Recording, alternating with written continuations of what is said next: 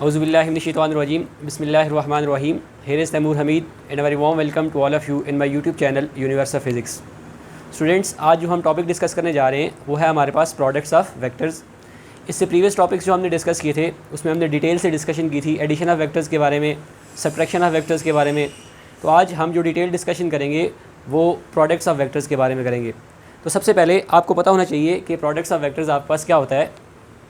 जब किसी एक वेक्टर्स को हम दूसरे वेक्टर के साथ मल्टीप्लाई करते हैं तो हमारे पास उसके दो डिफरेंट रिज़ल्ट्स आते हैं, और वो जो रिज़ल्ट्स हमारे पास होते हैं वो डिपेंड करते हैं हमारे पास physical nature of a vector पे। When a vector is multiplied by another vectors then two different results are obtained which depends on the physical nature of a vector, यानी वो उस वेक्टर की फ़िज़िकल नेचर पे क्या करते हैं, depend करते हैं। तो it's mean there are two types of products of vectors. हमारे पास जो वेक्टर्स होते हैं उनकी टू टाइप्स होती हैं प्रोडक्ट्स ऑफ वेक्टर्स की। एक होता है हमारे पास स्केलर प्रोडक्ट और दूसरा होता है हमारे पास वेक्टर प्रोडक्ट। तो वन बाय वन इन दोनों चीज़ों को हम यहाँ पे डिस्कस करेंगे अपने इस लेक्चर में। तो सबसे पहले हम यहाँ पे लिखते हैं when a vector is multiplied bye another vector then two different results are obtained which depends upon the physical nature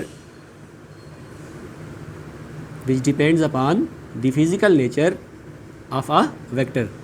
यानी कि जो दो हमारे पास डिफरेंट रिजल्ट्स आते हैं वो हमारे पास उस वेक्टर्स की, उन दो वेक्टर्स की फ़िज़िकल नेचर पे क्या करते हैं, डिपेंड करते हैं। तो यहाँ से हम ये बात कह सकते हैं there are two types of products of vector. यानी वेक्टर प्रोडक्ट्स ऑफ वेक्टर्स की हमारे पास कितनी टाइप है, दो टाइप हैं, जिसमें फर्स्ट वन है हमारे पास स्केलर प्रोडक्ट और सेकंड वन है हमारे पास वेक्टर प्रोडक्ट। तो वन बाय वन इन दोनों टाइप्स को हम यहाँ पे इंशाल्लाह डिस्कस करेंगे। तो फर्स्ट ऑफ ऑल हम स्केलर प्रोडक्ट को यहाँ पे डिस्कस करने जा रहे हैं।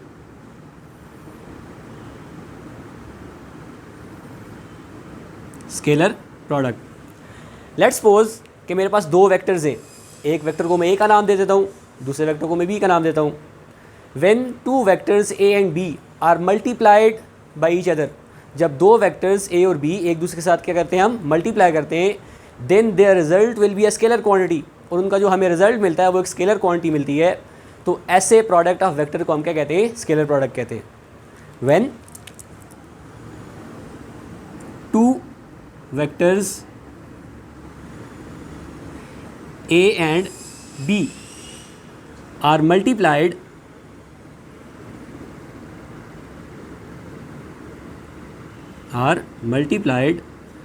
by each other and their result will be a scalar quantity,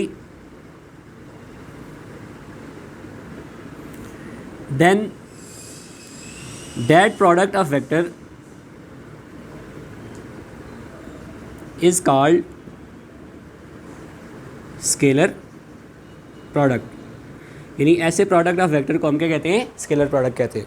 तो यहाँ पे लेट्स सपोज मेरे पास ये एक वेक्टर ए है, ये क्या है कि वेक्टर ए, और इसी तरह इसी के अलांग एक्स वाई प्लेन में मैं एक और वेक्टर लेता हूँ, वेक्टर बी। इस वेक्टर ए और बी के अलांग जो मेरे पास एंगल बन रहा है वो एंगल मेरे पास क्या, एंगल थीटा। उसको एंगल को हम थीटा से रिप्रेजेंट कर रहे हैं। तो जब इन दो वेक्टर्स को हम मल्टीप्लाई करेंगे तो इनका जो हमारे पास रिज़ल्ट आएगा वो एक स्केलर क्वांटिटी जब आएगी तो ऐसे वेक्टर को हम क्या कहते हैं, स्केलर प्रोडक्ट कहते हैं। अब जो हमारे पास स्केलर प्रोडक्ट होता है उसको रिप्रेजेंट करते हैं हम डॉट से। Scalar product is represented by a dot between two vectors. Scalar product को हम रिप्रेजेंट करने के लिए दो वेक्टर्स के दरमियान का यूज़ करते हैं, डॉट यूज़ करते हैं। इसीलिए स्केलर प्रोडक्ट को हम दूसरे लफ्ज़ों में डॉट प्रोडक्ट भी कहते हैं। तो लेट्स सपोज मेरे पास एक वेक्टर ए है और दूसरा क्या है, मेरे पास वेक्टर बी। जब इनको हम स्केलर प्रोडक्ट की फॉर्म में लिखेंगे तो हमारे पास इसकी कंडीशन इस तरह बनेगी, A dot B is equal to A B cos of theta. अब ये जो डॉट है इन दो वेक्टर्स के दरमियान में हमने क्या शो किया है, डॉट से शो किया है इनको। तो इसीलिए हमारे पास जो स्केलर प्रोडक्ट है इसको दूसरे लफ्ज़ों में हम क्या कहते हैं, डॉट प्रोडक्ट, स्केलर प्रोडक्ट और डॉट प्रोडक्ट। अब यहाँ पे जो मेरे पास ये ए है, यहाँ पे जो मेरे पास क्या है ए, ये मेरे पास शो कर रहा है मैग्नीट्यूड ऑफ वेक्टर ए को शो कर रहा है, यानी जो मेरे पास ए है ये इस वेक्टर ए के मैग्नीट्यूड को शो कर रहा है। और ये जो मेरे पास बी कॉज ऑफ थीटा है, बी कॉज ऑफ थीटा, ये मेरे पास शो कर रहा है कि जो मेरे पास वेक्टर बी है इसका वो कंपोनेंट जो मेरे पास वेक्टर ए की डायरेक्शन में आ रहा है। तो इस कंपोनेंट को फाइंड करने के लिए हम वेक्टर बी के हेड से एक परपेंडिकुलर लाइन ड्रॉ करते हैं अलोंग वेक्टर ए। अब ये जो मेरे पास परपेंडिकुलर लाइन वेक्टर ए के ऊपर हमने ड्रा की, जिस पॉइंट पे आके ये मीट की उस पॉइंट को मैंने ये डॉटेड लाइन से क्या कर दिया, शो कर दिया। अब ये जो मेरे पास यहाँ से लेके पॉइंट ओ से लेके ए तक, लेट्स सपोज इसको मैं पॉइंट ए कह देता हूँ, यहाँ से लेके यहाँ तक ये जो मेरे पास रीजन आया है ये मेरे पास वेक्टर बी का वो कंपोनेंट है जो वेक्टर ए की डायरेक्शन में क्या कर रहा है, लाई कर रहा है।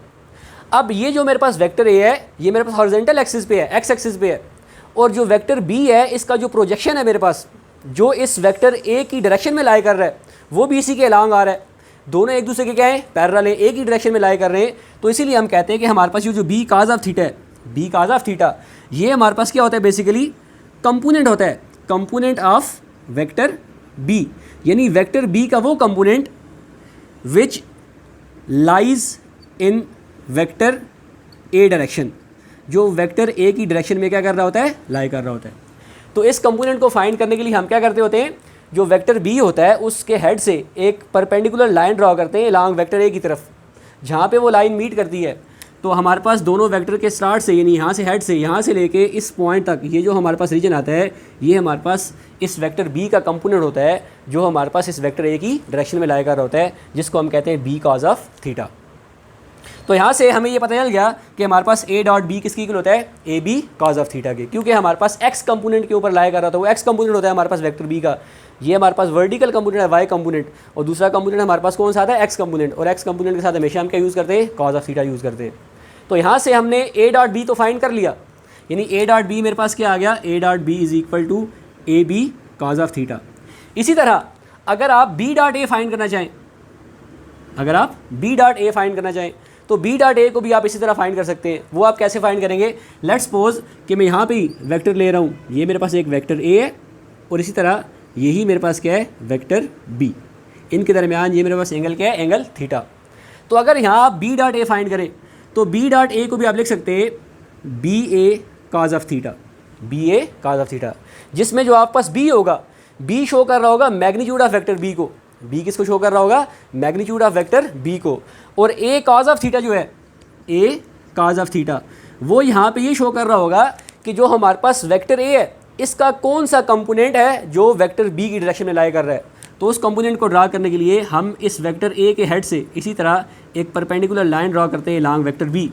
तो यहाँ से लेके यहाँ तक ये जो रीजन आता है हमारे पास, इस रीजन में हमारे पास ये जो वेक्टर ए का कंपोनेंट है वो इस वेक्टर बी की डायरेक्शन में भी क्या कर रहा होता है, लाई कर रहा होता है, जिसकी वजह से हम लिख सकते हैं कि बी कॉज ऑफ ए भी हमारे पास किसकी इक्वल होता है, B A cos of theta की इक्वल होता है। तो जब A dot B A B cos of theta, B dot A B A cos of theta की इक्वल होता है, तो इट्स मीन हमारे पास स्केलर प्रोडक्ट या डॉट प्रोडक्ट में जो कम्यूटेटिव प्रॉपर्टी ऑफ मल्टीप्लिकेशन है वो भी होल्ड करती है। तो हम यहाँ पे लिख सकते हैं ए dot B is equal to B dot A, दोनों का रिजल्ट हमारे पास क्या आएगा, सेम आएगा। अब ये था हमारे पास स्केलर प्रोडक्ट के बारे में। अब फर्दर हम इसको आगे एक्सप्लेन करने के लिए स्केलर प्रोडक्ट की कुछ कैरेक्टरिस्टिक्स को यहाँ पे एक्सप्लेन करते हैं, जिससे मज़ीद आपको स्केलर प्रोडक्ट के बारे में इंफॉर्मेशन हासिल होगी। तो हेडिंग हम देने जा रहे हैं जी, characteristics of scalar product, characteristics of scalar product, यानी कि स्केलर प्रोडक्ट की हमने यहाँ पे या डॉट प्रोडक्ट की क्या करनी है, कैरेक्टरिस्टिक्स फाइंड करनी है। पहली कैरेक्टरिस्टिक्स हम यहाँ पे अभी डिस्कस करके भी आगे कि स्केलर प्रोडक्ट या डॉट प्रोडक्ट में हमारे पास जो कम्यूटेटिव प्रॉपर्टी है वो होल्ड करती है, और वो हमारे पास क्या होती है जी, A dot B is equal to B dot A. ये कैरेक्टरिस्टिक्स हम अभी आपको स्केलर प्रोडक्ट की एक्सप्लेनेशन में बता के हैं। अब जो हमारे पास सेकंड कैरेक्टरिस्टिक्स है वो हम डिस्कस करने जा रहे हैं पैरेललिज्म प्रॉपर्टी। पैरेललिज्म प्रॉपर्टी को डिस्कस करने के लिए हम यहाँ पे कंसिडर करेंगे दो non zero vector. Consider two non zero vector. हमने दो नॉन ज़ीरो वेक्टर को कंसिडर करना है और वो वेक्टर मैं ले रहा हूँ ए और B. Consider two non vectors A and B. अब प्रॉपर्टी हमारे पास कौन सी है? पैरेललिज्म प्रॉपर्टी है, ठीक है। यानी जब दो नॉन ज़ीरो वेक्टर मेरे पास एक दूसरे के पैरेलल होंगे, लेट्स सपोज मेरे पास ये वेक्टर ए है, ये मेरे पास क्या है? Vector A. जो वेक्टर बी होगा वो भी मेरे पास इस वेक्टर ए के क्या होगा? एलांग इसके पैरेलल होगा। तो जब दोनों वेक्टर्स नॉन ज़ीरो वेक्टर्स मेरे पास एक दूसरे के पैरेलल होंगे, इनके दरमियान जो मेरे पास एंगल थीटा बनेगा वो क्या बनेगा? 0 डिग्री बनेगा। तो फिर हमारे पास क्या होगा इसके लिए? A dot B is equal to A B cos of theta. Angle कितना बन रहा है? 0 डिग्री बन रहा है। तो आपके पास क्या हो जाएगा? A dot B is equal to A B cos of 0। अब कॉज 0 जो हमारे पास होता है वो किसकी इक्वल होता है? 1 की इक्वल होता है। तो आपके पास क्या आ जाएगा? A dot B is equal to A B into 1 आ जाएगा कॉस 0 की जगह। तो इट्स मीन आप लिख सकते हैं ए dot B is equal to A B. यानी जो हमारे पास ए डॉट बी है, इसका जो हमारे पास रिजल्ट आता है वो किसकी इक्वल आता है? ए बी के, यानी magnitude of A into magnitude of B. इसी तरह ये जो हमारे पास पैरेललिज्म प्रॉपर्टी है, हमारे पास 3 एक्सिस होते हैं, x axis, Y axis and Z axis. अगर इस पैरेललिज्म प्रॉपर्टी को हम यूनिट वेक्टर्स की फॉर्म में एक्सप्लेन करना चाहें तो एक्स एक्सिस के अलांग जो हमारे पास यूनिट वेक्टर होता है उसको हम रिप्रेजेंट करते हैं आई कैप से। वाई एक्सिस के अलांग जो यूनिट वेक्टर होता है उसको हम रिप्रेजेंट करते हैं जे कैप से। और जेड एक्सिस के अलांग जो यूनिट वेक्टर होता है उसको हम रिप्रेजेंट करते हैं के कैप से। तो अगर इस पैरेललिज्म प्रॉपर्टी को इन केस ऑफ यूनिट वेक्टर हम डिस्कस करें, तो सबसे पहले हमारे पास मैं दो वेक्टर लेता हूँ आई डॉट आई, ठीक है, फिर लूँगा जे डॉट जे, फिर लूँगा के डॉट के। पैरेललिज्म प्रॉपर्टी में हमने एक्स वाई जेड 3 एक्सिस को कंसिडर कर दिया। एलॉन्ग एक्स एक्सिस जो हमारे पास यूनिट वेक्टर होता है उसको हम रिप्रेजेंट किससे करते हैं? आई यूनिट वेक्टर से। इसी तरह एलॉन्ग वाई एक्सिस जो मेरे पास यूनिट वेक्टर होता है उसको हम जे कैप से रिप्रेजेंट करते हैं, और एलॉन्ग जेड एक्सिस जो हमारे पास यूनिट वेक्टर होता है उसको हम के कैप से रिप्रेजेंट करते हैं। तो अगर यहाँ पे मैं फाइंड करूँ आई डॉट आई, जे डॉट जे, के डॉट के, ठीक है, अभी हमने इन चीज़ों की वैल्यू फाइंड करनी है। आई डॉट आई यूनिट वेक्टर के लिए पैरेललिज्म प्रॉपर्टी, के डॉट के लिए और जे डॉट के लिए। तो देखें, लेट्स सपोज मेरे पास ये एक आई यूनिट वेक्टर है और दूसरा भी मेरे पास क्या है? I unit vector. क्यों? क्योंकि दोनों यूनिट वेक्टर मेरे पास क्या है? एक दूसरे के पैरेलल है। हम पैरेललिज्म प्रॉपर्टी को डिस्कस कर रहे हैं। तो इनके अलांग मेरे पास एंगल क्या बनेगा? 0 डिग्री बनेगा। तो आई डॉट आई हमारे पास किसकी इक्वल हो जाएगा? आई dot I is equal to, यानी दो यूनिट वेक्टर हमने ले लिए एक दूसरे के पैरेलल, आई डॉट आई। तो magnitude of i into magnitude of i, दोनों वेक्टर्स का magnitude into cos of theta, तो यहाँ पे भी एंगल कितना बन रहा है? 0 बन रहा है। तो आपके पास क्या आ जाएगा? आई डॉट आई। अब i dot i as it is i into i cos of 0। अब जो हमारे पास यूनिट वेक्टर होता है, हम पहले इसके बारे में डिस्कस करके आ चुके हैं, उसका मैग्नीट्यूड हमेशा हमारे पास क्या होता है? यूनिटी आर 1 उसको हम कहते हैं। तो इस आई की जगह भी हम 1 लिख देंगे, इस आई की जगह भी हम 1 लिख देंगे। तो 1 इंटू 1 कॉस 0 किसकी इक्वल होता है? 1 की इक्वल होता है। तो हमारे पास आई डॉट आई किसकी इक्वल आ जाएगा जी? 1 की इक्वल आ जाएगा। यहाँ पे इस बात को आपने ध्यान में रखना है कि जो मैग्नीट्यूड हमारे पास होता है यूनिट वेक्टर का, उसकी वैल्यू हमेशा हमारे पास क्या होती है? 1 होती है। तो आई यूनिट वेक्टर की जगह मैंने 1 लिख दिया, इस आई यूनिट वेक्टर की जगह मैंने 1 लिख दिया। 1 को 1 से मल्टीप्लाई करेंगे, cos 0 भी 1 की इक्वल होता है, 1 आ जाएगा। तो सारी टर्म को जब आप 1 से मल्टीप्लाई करेंगे, आंसर आपके पास क्या आ जाएगा? 1 आ जाएगा। इट्स मीन आई डॉट आई जो हमारे पास होता है, इसके अलांग पैरेललिज्म प्रॉपर्टी में हमारे पास आंसर क्या आता है? 1। इसी तरह जब आप जे डॉट जे के दरमियान पैरेललिज्म प्रॉपर्टी फाइंड करेंगे तो जे डॉट जे भी किसकी इक्वल आएगा? 1 की इक्वल आएगा, क्योंकि वो दोनों वेक्टर भी आपने क्या लेने एक दूसरे के पैरेलल, उनके दरमियान भी एंगल क्या बनेगा? 0 डिग्री बनेगा। इस तरह के डॉट के लांग जो आप यूनिट वेक्टर लेंगे, ठीक है, उसके लांग पैरेललिज्म प्रॉपर्टी को आप डिस्कस करेंगे, उसका रिजल्ट भी क्या आएगा? आपके पास 1 आएगा। तो जहाँ पे भी आपके पास आई डॉट आई, जे डॉट जे, के डॉट के आए, तो वहाँ पे आपने उसका आंसर में क्या पुट कर देना है? 1 पुट कर देना है। ये एमसीक्यूज़ के लिए भी आपके पास क्या है? इंपॉर्टेंट है। तो हमने एक यहाँ पे फाइंड करके आ गए आई डॉट आई के बारे में। इस तरह जे डॉट जे के बारे में आप फाइंड करेंगे, के डॉट के बारे में लॉन्ग पैरेललिज्म प्रॉपर्टी फाइंड करेंगे, तो आपके पास आंसर वहाँ पे भी क्या आएगा? 1 आएगा। तो i dot I, J dot जे, के डॉट के आपके पास किसकी इक्वल होता है? 1 की इक्वल होता है। इसी तरह जो थर्ड हमारे पास प्रॉपर्टी है वो है हमारे पास ऑर्थोगोनैलिटी प्रॉपर्टी। अब ऑर्थोगोनैलिटी प्रॉपर्टी का मतलब ये है कि जब दो नॉन जीरो वेक्टर एक दूसरे के परपेंडिकुलर होंगे, when two non zero vectors are perpendicular to each other,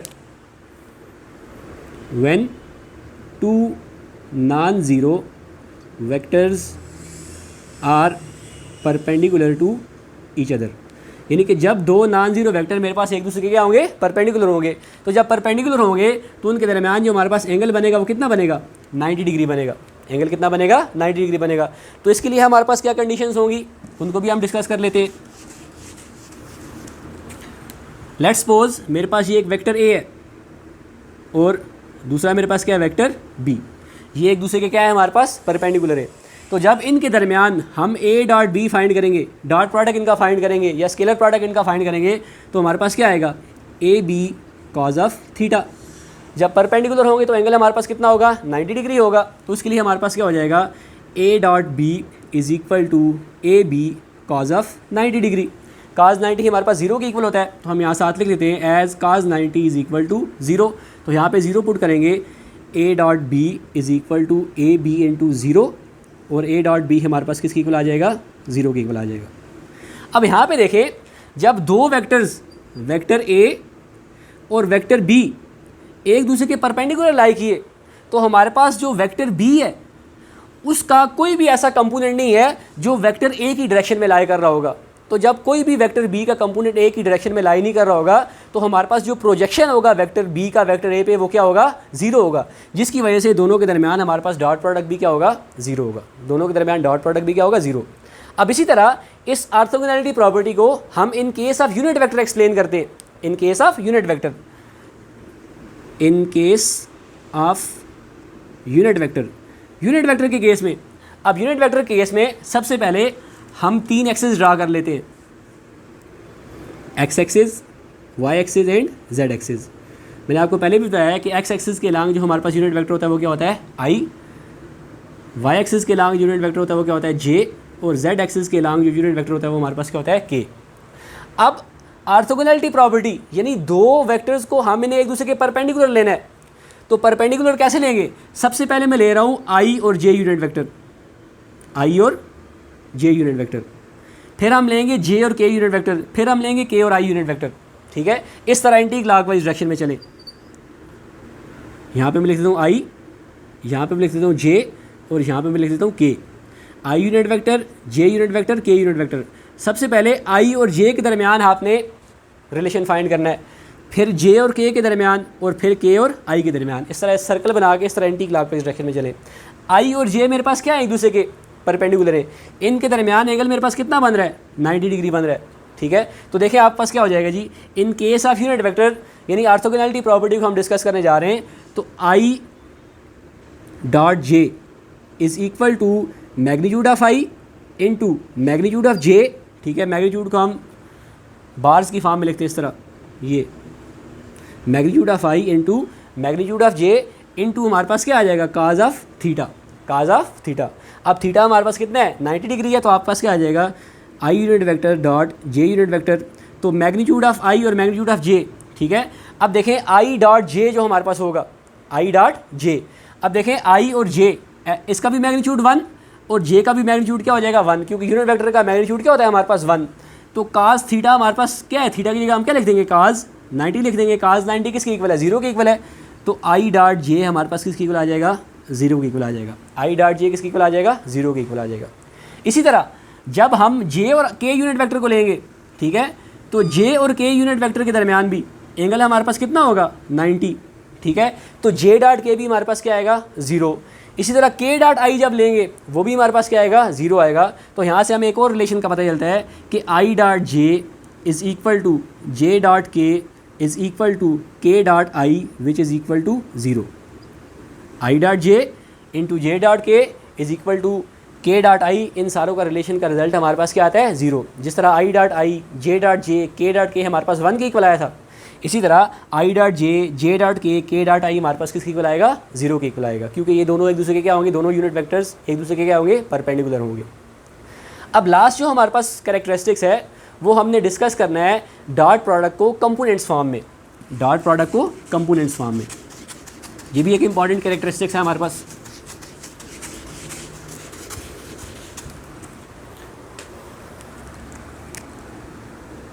dot product in components form, in components form। Let's suppose कि मेरे पास दो नॉन ज़ीरो वेक्टर है ए और बी। अब जो मेरे पास वेक्टर ए होगा इसके जो मेरे पास कंपोनेंट होंगे along x axis a x, along y axis a y, along z axis a z. इसी तरह जो मेरे पास वेक्टर बी होगा, वेक्टर बी के जो मेरे पास कंपोनेंट्स होंगे along x axis b x, along y axis b y और along z axis b z. अब जो वेक्टर ए है जब ये x एक्सिस में लाई करेगा तो इसके along जो यूनिट वेक्टर होगा उसको हम रिप्रेजेंट करेंगे ए एक्स आई से। इसी तरह जो हमारे पास ए वाई होगा इसके along जो यूनिट वेक्टर होगा वो हमारे पास जे होगा, और इसी तरह जो हमारे पास z होगा इसके along जो यूनिट वेक्टर होगा वो हमारे पास क्या होगा k। और इसी तरह जो मेरे पास ये बी एक्स है, x एक्सिस के along जो हमारे पास यूनिट वेक्टर होगा i, y एक्सिस के along जो हमारे पास यूनिट वेक्टर होगा j, और z एक्सिस के along जो हमारे पास यूनिट वेक्टर होगा उस साथ यहाँ भी हम क्या लिख देंगे k। एक्स वाई और z एक्सिस के along unit vector i j k। तो अब हमने a और b के दरमियान क्या फाइंड करना है, डॉट प्रोडक्ट फाइंड करना है। तो a डॉट b ये हमारे पास किसकी इक्वल आएगा, पहले a के सारे कंपोनेंट लिख लें, ए x I plus a Y J plus a Z के इंटू बी एक्स आई प्लस बी वाई जे प्लस बी जेड के। अब सबसे पहले हमने क्या करना है, इस x कंपोनेंट को इन सारी टर्म से मल्टीप्लाई करना है, फिर इस y कंपोनेंट को इन सारी टर्म से मल्टीप्लाई करना है, फिर z कंपोनेंट्स को सारी टर्म से क्या करना है, मल्टीप्लाई करना है। तो देखें सबसे पहले ax को हम किससे मल्टीप्लाई करेंगे, bx से। ax को bx से मल्टीप्लाई करेंगे तो आपके पास क्या आ जाएगा, ax bx। x कंपोनेंट का हमारे पास यूनिट वेक्टर क्या है, i, इसका भी यूनिट वेक्टर क्या है, i, तो i dot i as it is. आगे साइन क्या है, प्लस क्या है। इसी ax को अब हमने by से मल्टीप्लाई करना है तो आपके पास क्या आ जाएगा, ax by। x के along यूनिट वेक्टर क्या है, i, और y के along यूनिट वेक्टर क्या है, j।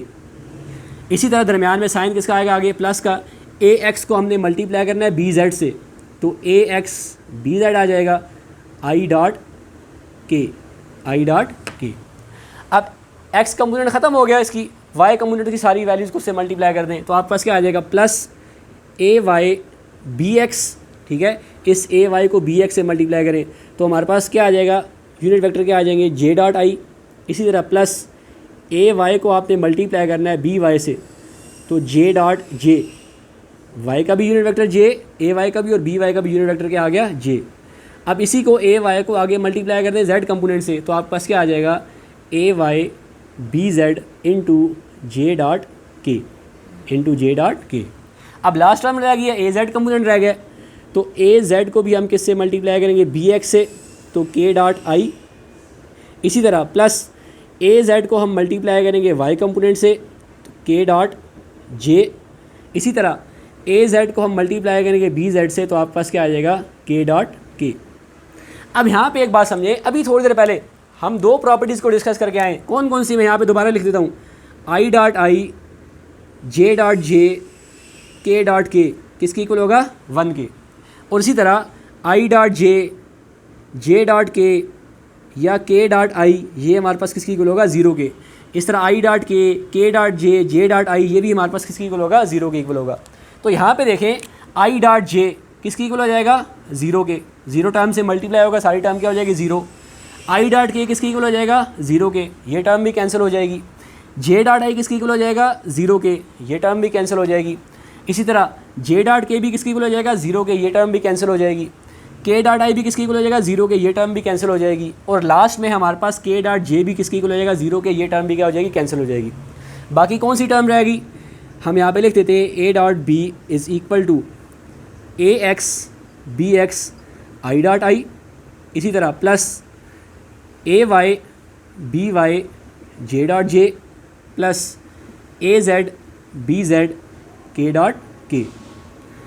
तो देखिए जी, आई डॉट आई, जे डॉट जे, के डॉट के मेरे पास किसकी इक्वल होता है, 1 की इक्वल होता है। तो इनकी वैल्यूज़ पुट कर दें, ए x b x 1 plus a y b Y इसकी जगह भी 1 आ जाएगा, plus a z b Z इसकी जगह भी क्या आ जाएगा, 1 आ जाएगा। तो आपके पास जब आपने दो वेक्टर्स को कंपोनेंट्स फॉर्म में रिजॉल्व किया तो आपके पास उसका आंसर क्या आ गया, ए x b x plus a y b Y plus a z b Z. तो ये हमारे पास था डॉट प्रोडक्ट या scalar products of vectors in components form. तो यहाँ पे हमारे पास जो स्केलर प्रोडक्ट्स होता है हमारे पास, यानी डॉट प्रोडक्ट होता है, उसकी सारी डिटेल डिस्कशन हमने की। इससे जो हमारे पास नेक्स्ट लेक्चर होगा उसमें इंशाल्लाह हम वेक्टर प्रोडक्ट को एक्सप्लेन करेंगे डिटेल से। वेक्टर प्रोडक्ट को हम दूसरे लफ्ज़ों में क्रॉस प्रोडक्ट भी कहते हैं। तब तक के लिए आपसे इजाज़त चाहेंगे। Thank you very much. अल्लाह हाफ़िज़।